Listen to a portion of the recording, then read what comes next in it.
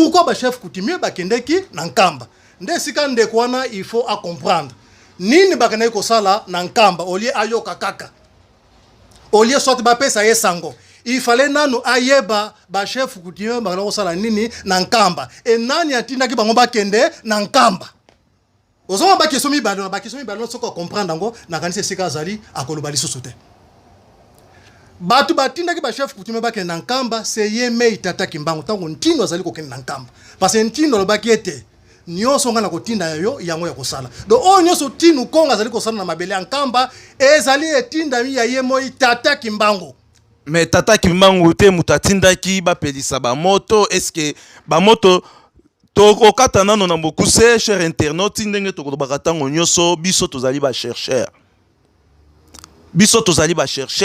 tout ça la ba émission ya les analyses spirituelles na sentimenté to le kakape poto me masango moko boye o to yebi mutu na makolo te to sala ba émission na biso après avoir ko sala ba recherche moko approfondie nde permetaka biso to réaliser ba émission na biso.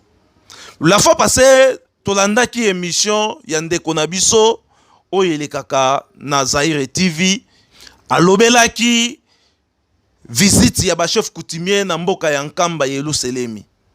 Et puis, nayaki kosala constant na maloba na ye, oyo alobaki ete, ba chef coutumier, ba sali ba moto, ba pelisi ba moto, baza ko tourner mausolée ya Tata Simo Kimbangu.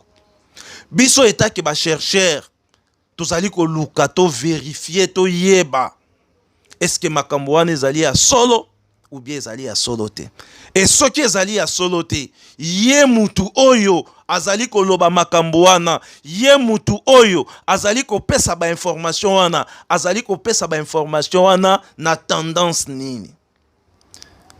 Tozali na moment nano ya ba investigation, tozali ko sala, mais déjà état ke ba analyste spirituel, to sali déjà moi ba réflexion na biso, to analyser déjà émission wana, to moni déjà que émission wana ezali émission moko ya bonzoto, c'est-à-dire muto ya asali yango na ba sentiment. Pourquoi? Parce que soki to landi ndeko na biso la fois passée à loba ete ye azali na bato na mboka ya Nkamba, même na kati ya Nkamba azali na batu oyo bapesaka ye ba information.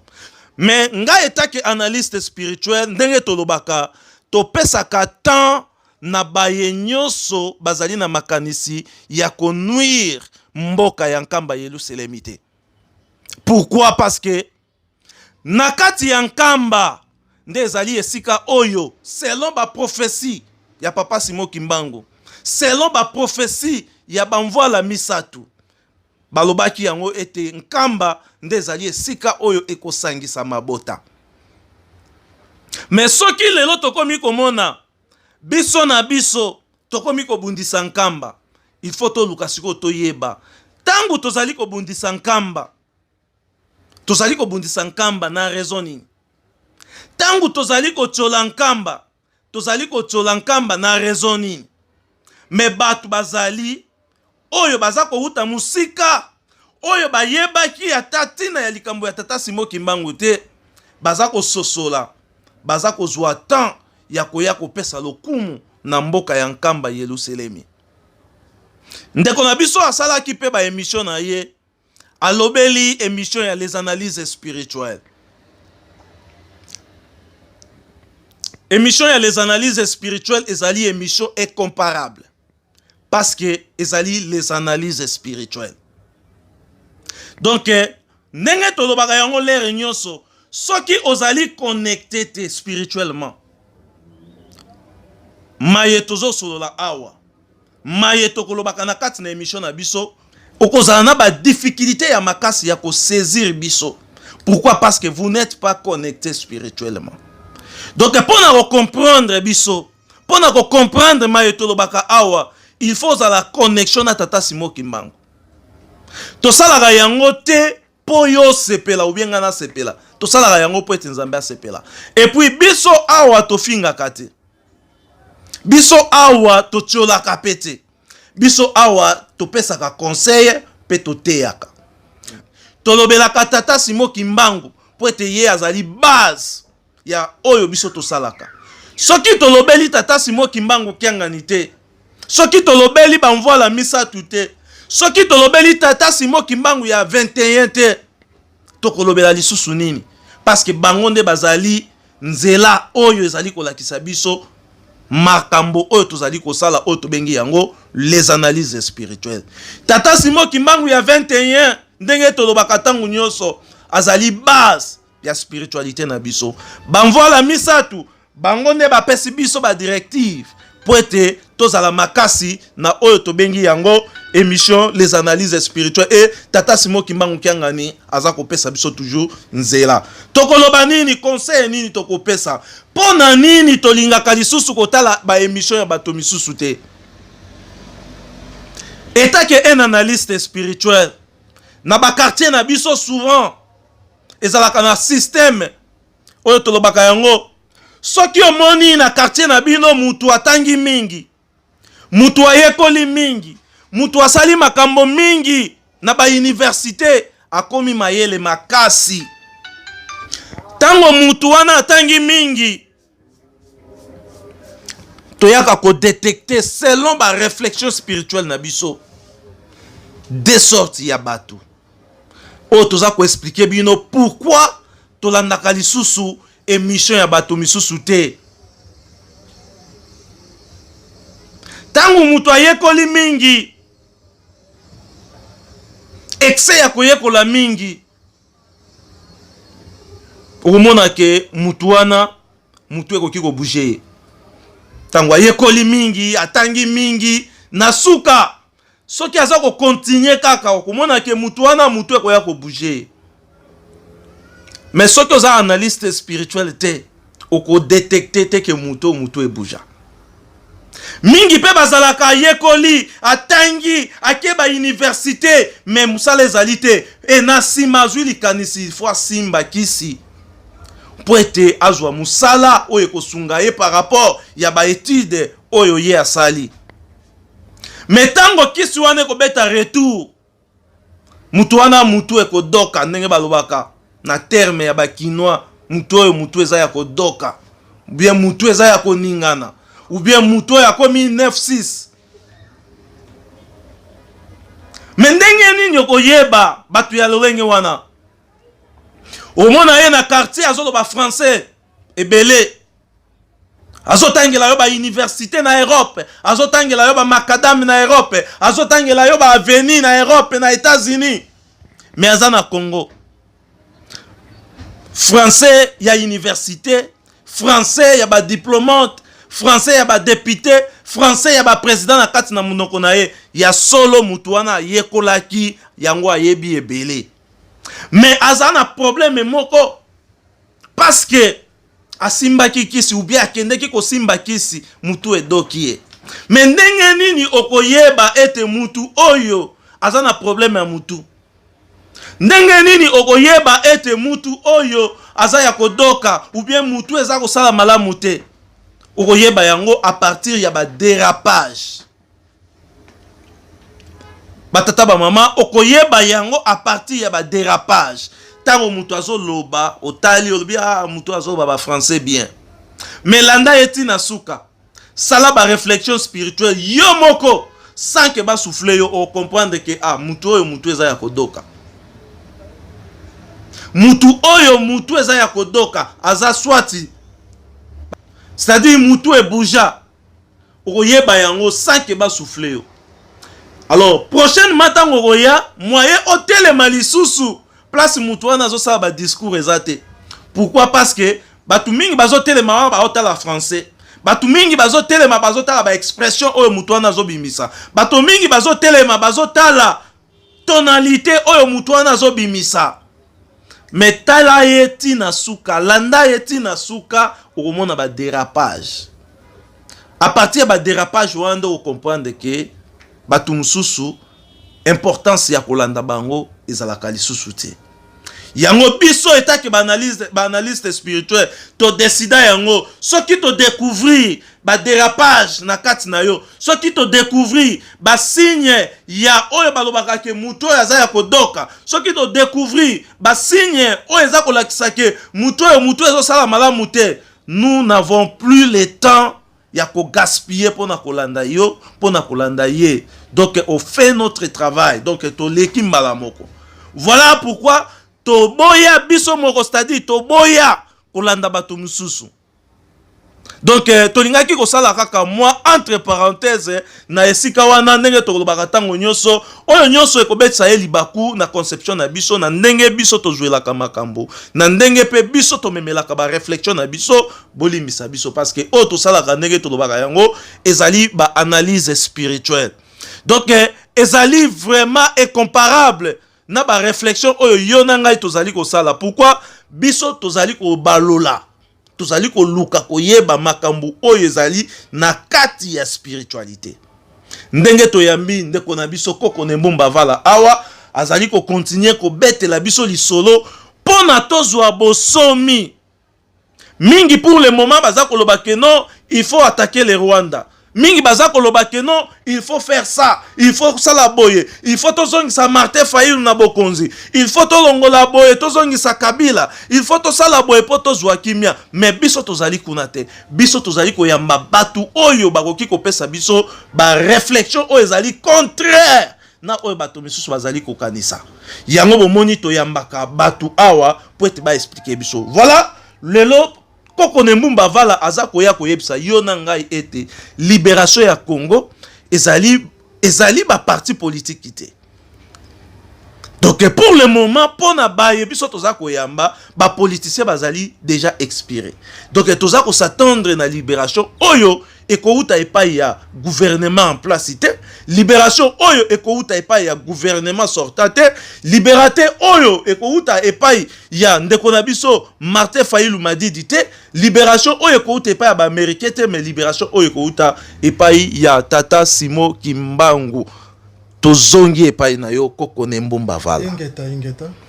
Liloba na yo ya suka ava ete toka bwana. Ndenge tolobaki ba chef coutumier babandaki kokende kamba, kokende ya ba chef coutumier na nkamba epesi mwa panique bato misusu bakomi koluka ndenge nini bakoki kolatsa yango bakazaka na ndenge moko ya mabe pona ko ridiculiser ba chef coutumier, pona ko ridiculiser nkamba na mokonzi oyo azali kotambusa yango oyo tobengi ye Tata Simo Kimbangu Kiangani pe ko ridiculiser baye ba pesa meli mokumba ya kotambuisa milulu wana ya ba chef coutumier ya Afrika Mobimba. Liloba na yo ya suka ava ete toshite na émission na biso.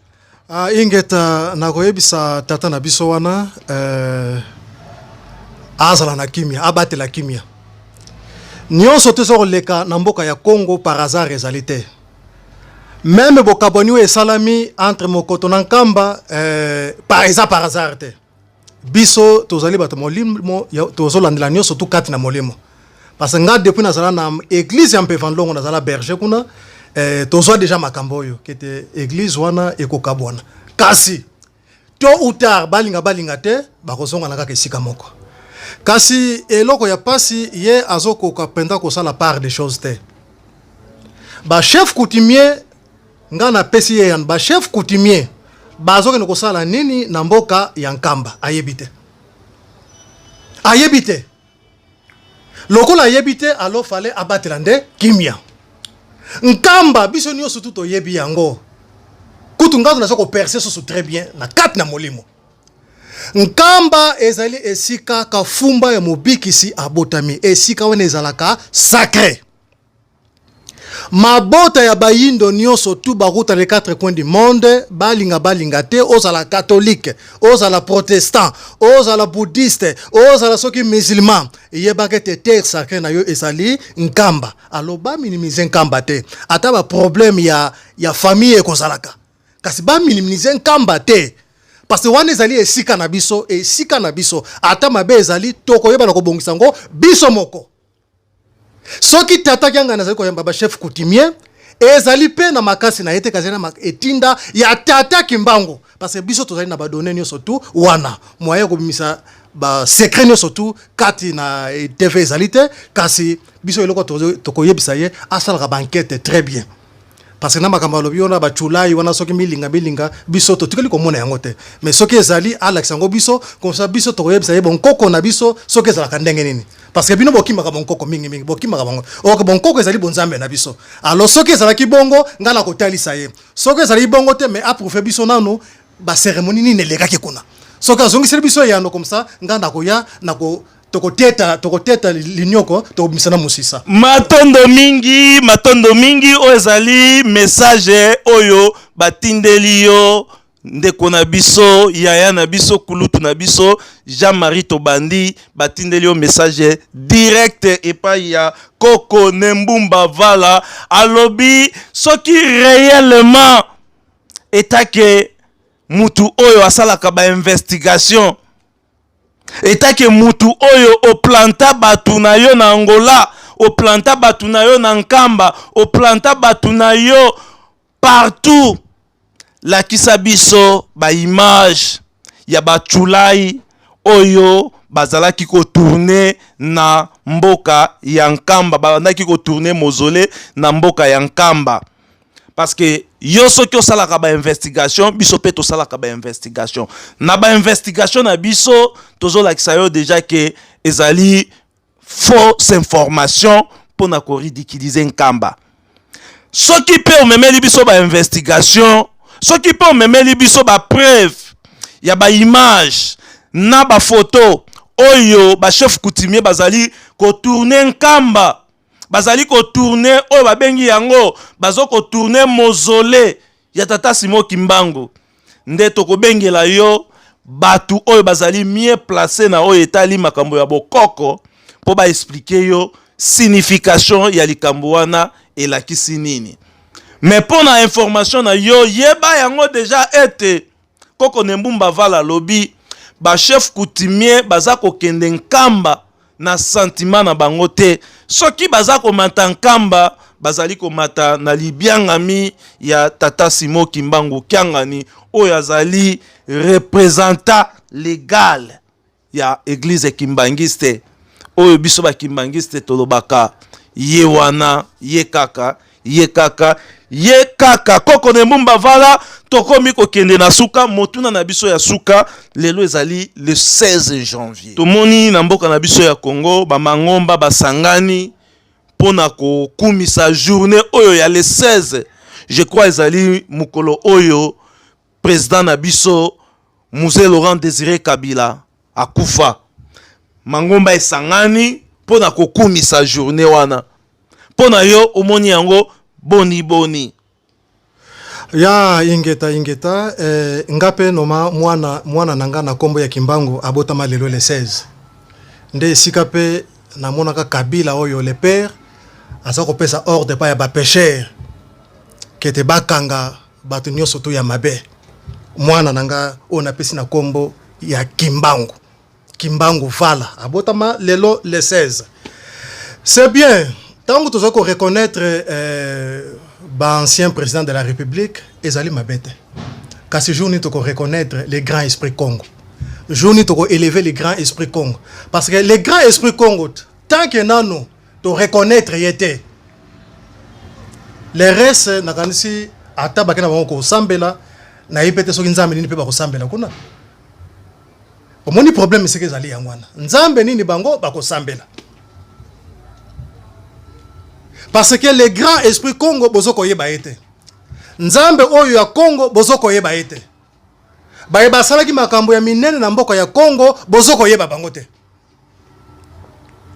yango monite mboka na biso ezokendeka na shit parce que pona ba makambo ya ndengwana ba église belo zoko mona oyo ba église oyo ya fraude ba yebi na bango makambo ya mboka te ba président ebelo zoko mona oyo lelo bazako koto ba yebi na bango makambo ya mboka te ozomona sikoyo ba oyo bazoko yeba makambo ya mboka te bango bino bozoko kumisa bango bozoko betela ka maboko kasi ba oyo basala makambo ya bien pona mboka to yebi bango te le 4 janvier eleki kaka ndengwana to yoki ata muto akosolite le 4 janvier eleki kaka ndengwana le 6 avril eleki pe kaka ndengwana zaka pe férié te le 12 octobre eleka pe kaka ndengwana zaka pe férié te mais ba date wana boye l'état na biso yebi yango te il faut bokende boyebisa bango ke tala date boye ezali na makambu boye esalema mais bango bayebi yango te eske bakoki kozwa kaka ba date wana basala yango na ndenge na bango mfumu Matondo mingi pa ya mfumunkusu. Moni mfumunkusu apesa ka fumba ya photo et pa ya ba député na parlement. Po bazo photo na Tata Kimbangu, ba chi yango na kata parlement. Bato bazo photo ya Tata Kimbangu, ba bwaka yango. Siko bato ya ndengwana yozo ngo koloba ete ba yebi histoire ya mboka. Siko ba bwaka yango na raison nini? Ba bwaka yango parce que ça a un impact mon côté ou bien et dérange bango parce qu'il faut toujours voir les choses na ba voler on a mis balé. Peut-être ba mona ki ete photo oyo eza ko déranger biso awa to longola yango ou bien ba mona ki ete photo oyo ezali nango na valeur mon côté to longola yango. Mais nani mutu ayokela mboka oyo passe? Nani mutu abundela mboka oyo? So mutu abundela mboka oyo a prophétisé pour na mboka oyo 30 ans na kati na prison 120 coups de fouet chaque jour. Albozu photo mutu ndengona boche yango à côté. Albozu ya mise boche wana. Bozu ya kasavubu boche wana. Bozu ba photo ya bato o nyoso tu boche wana. Mais oyo mutu ayoka 30 ans ya passe 120 coups de fouet boche yango à côté. Mais prière wana ça a un impact te. Pembo kango pe ya Congo osana ngo ka ndengwana. Ti ba ko reconnaître le grand esprit Congo. Wande bokomona bato nyonso oyo tu batikali to bana ko reconnaître bango mais tant que le grand esprit Congo azalo na en première position te et l'autre côté 0 sur 0. Prière wana même nzamba ko yokani yango te. Do baki na bango balik satana bango initi. Matondo mingi batata ba mama ngonga ekozala kangonga na kati na komi kokende na fin ya émission na biso.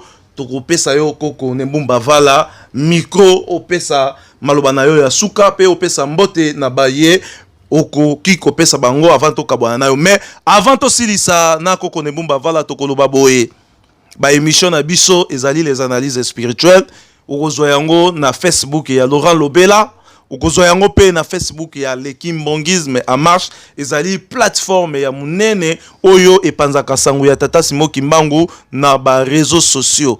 Donc soko koti na YouTube obeti Africa 21 TV Africa avec K ya Congo nde esika nini okozwa ba video oyo tobengi yango ya les analyses spirituelles. Koko maloba na yo ya suka pe mbote na yo epai ya bayenyoso bakozwaka tango ya kulanda biso na nzela ya émission les analyses spirituelles.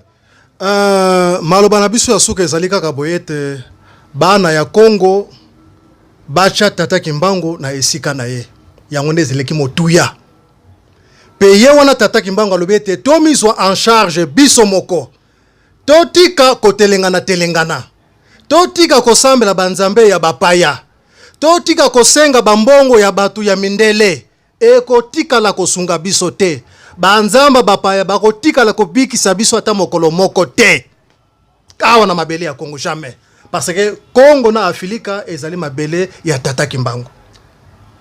Donc ngata on koyaka na ba analyse na plateau ya analyse spirituelle ezali pona ko lobela ba makambo wana pona ko loba ba vérité ya Congo sur Tata Kimbangu parce que le seul muto ayoka mpasi na mboka o ya Congo c'est Tata Kimbangu.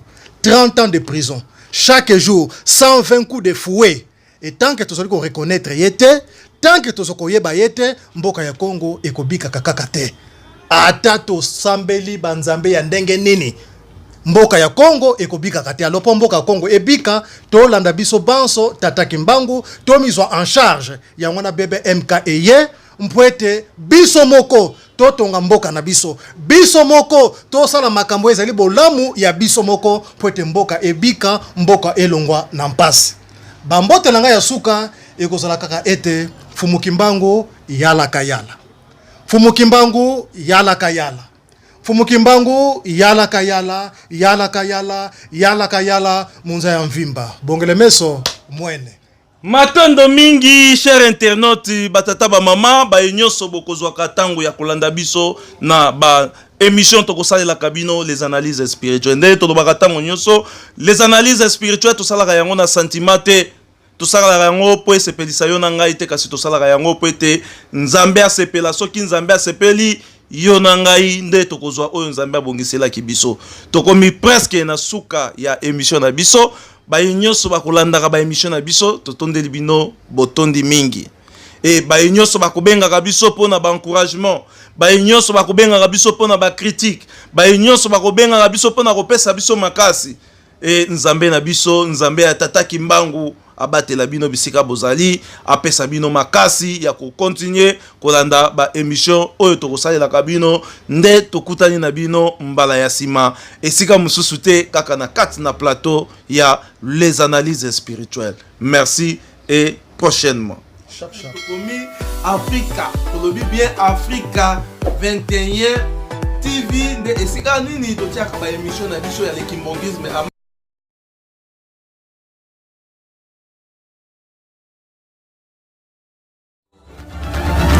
Africa 21, un nouveau monde.